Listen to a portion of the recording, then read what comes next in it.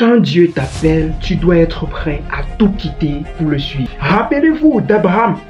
Abraham vivait avec ses parents à l'âge de 75 ans, s'il vous plaît. C'est-à-dire que le gars avait 75 ans et il vivait avec ses parents. Et dans la maison de ses parents, il était avec sa femme Sarah, qui était stérile, dont tout le monde connaît l'histoire. Et quand Dieu l'appelle, Dieu lui dit, Abraham, lève-toi et va.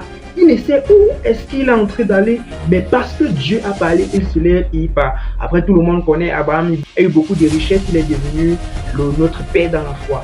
Donc, lorsque Dieu t'appelle, il faut y aller. Aujourd'hui, nous faisons un cap particulièrement sur une personne à qui Dieu a appelé, à qui Dieu a marqué, et il a répondu présent. Il a dit, oui Seigneur, je vais te suivre et je te suis. Il s'appelle Saint Jean Brito. Cap sur Saint Jean Brito maintenant.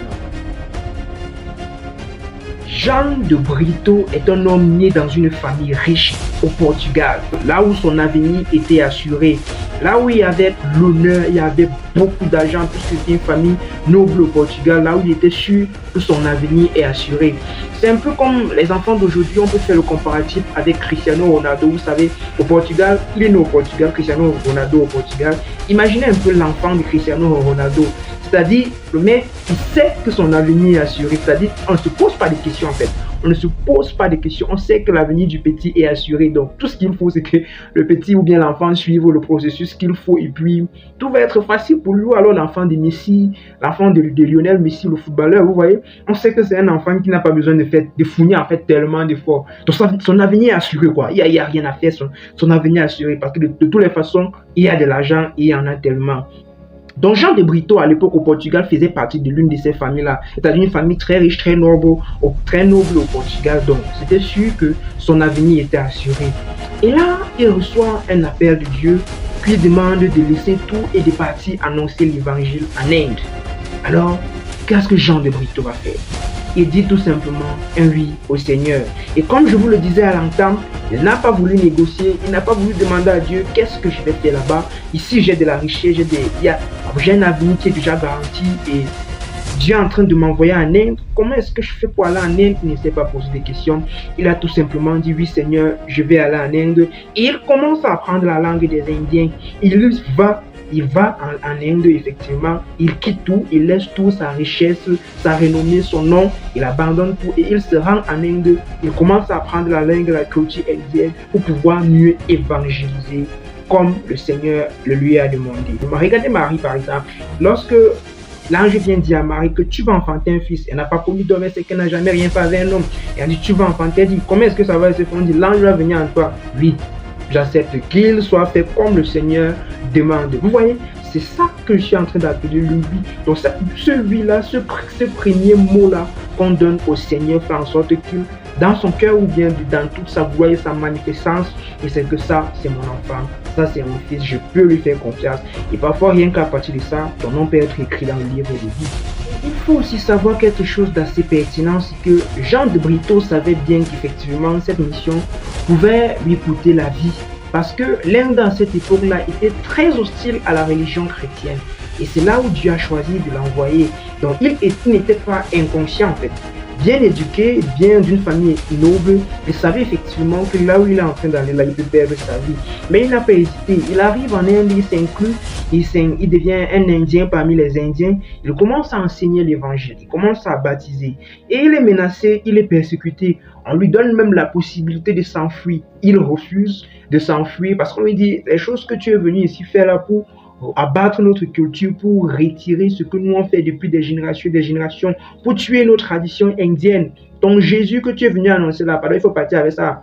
Il refuse de partir, il dit qu'il connaît la vérité, il connaît que le Messie, Jésus, c'est Jésus qui veut annoncer la parole, il connaît ce qui est la vérité et qu'il va annoncer Jésus. Il annonce Jésus partout, dans les carrefours, en route, il baptise des gens, il est baptisé au nom du Père, du Fils et de l'Esprit Saint. Il prêche la parole de l'Évangile avec beaucoup de force.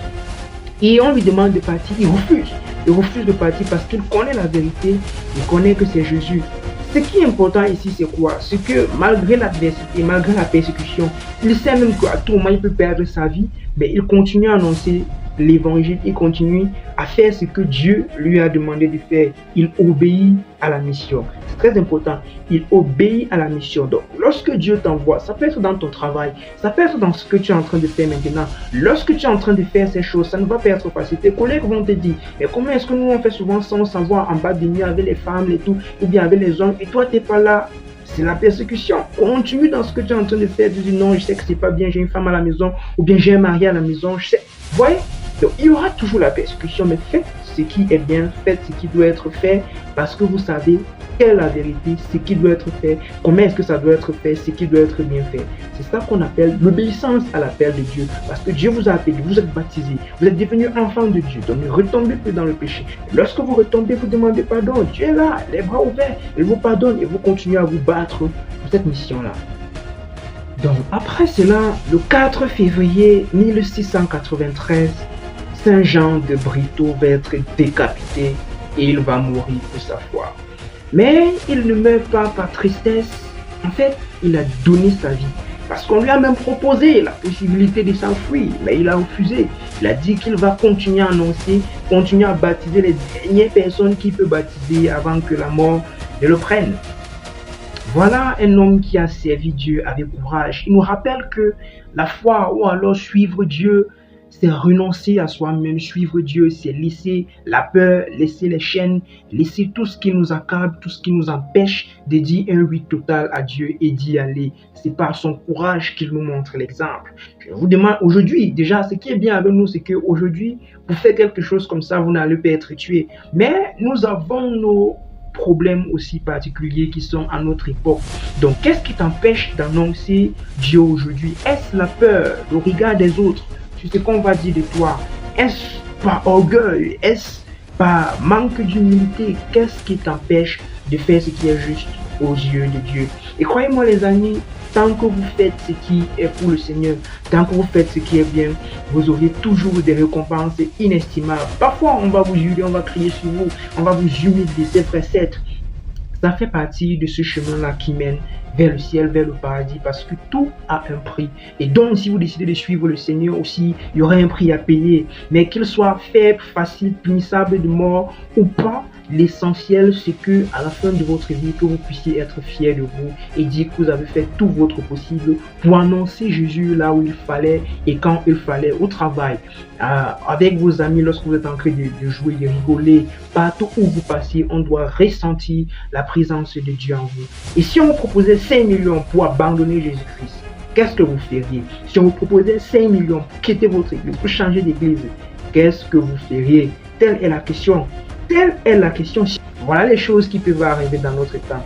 Mais rassurez-vous, peu importe ce que vous faites, si vous tombez dans une situation qui est mauvaise, Dieu a toujours une porte pour vous. Il suffit de mettre vos genoux au sol, de vous confier à l'Éternel, de prier et votre situation changera certainement.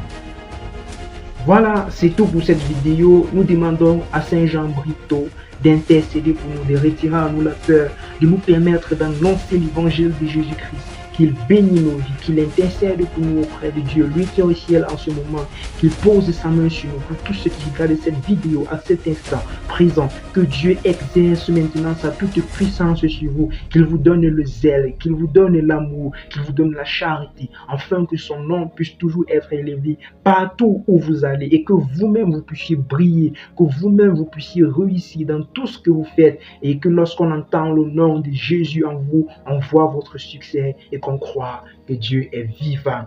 Merci d'avoir suivi cette vidéo. Si vous voulez faire partie de ceux-là qui annoncent Jésus, écrivez en commentaire « Seigneur, me voici ». Abonnez-vous, likez et partagez cette vidéo. On est ensemble. Que Dieu vous bénisse.